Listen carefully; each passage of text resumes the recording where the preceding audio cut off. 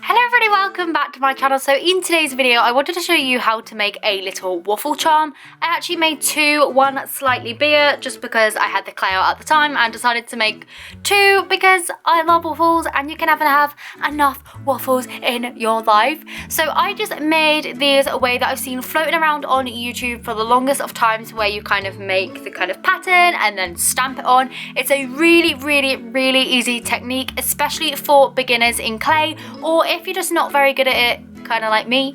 But yeah, it also means you don't have to buy like any fancy molds or anything like that. So hopefully you enjoyed the video and learn how to make some cute and basic little waffles. As I said in the intro, you need to make something that's going to stamp the waffle pattern into the clay. So I just took some polymer clay, and what I did was I just made some lines down into it, making a grid-like pattern. So I did some going down and then some going across, and I baked that in the oven for about 10 minutes at 110 degrees Celsius.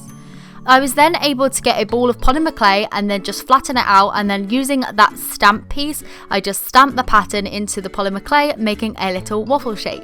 You can make your waffles whatever shape you want to. I prefer circle ones, so that's exactly what I did. So I just took my balls of polymer clay, rolled them into little balls obviously, and then flattened them down with my finger and then just stamped on the pattern. You can also do square ones if you want to, but then I went ahead and I popped on a little face on both of the waffles, just because I wanted mine to be really cute and have little 3D faces. I then inserted eye pins into the waffles and baked according to the instructions on the packet.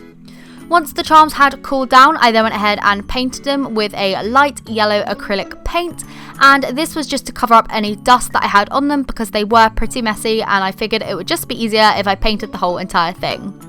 Once the light yellow had dried, I then went in with a darker, like orangey kind of yellow. It was the same yellow, but I just mixed some brown into it to make this kind of burnt colour, and I just painted all the protruding bits in that colour as well as around the outside to give it a bit more dimension.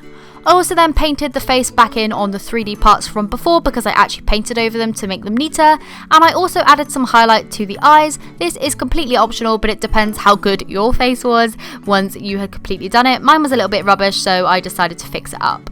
Then went ahead and glazed my charms with the UV resin. I just kind of put a really thin layer on with a paintbrush and then cured it with a UV torch, which I got from Amazon.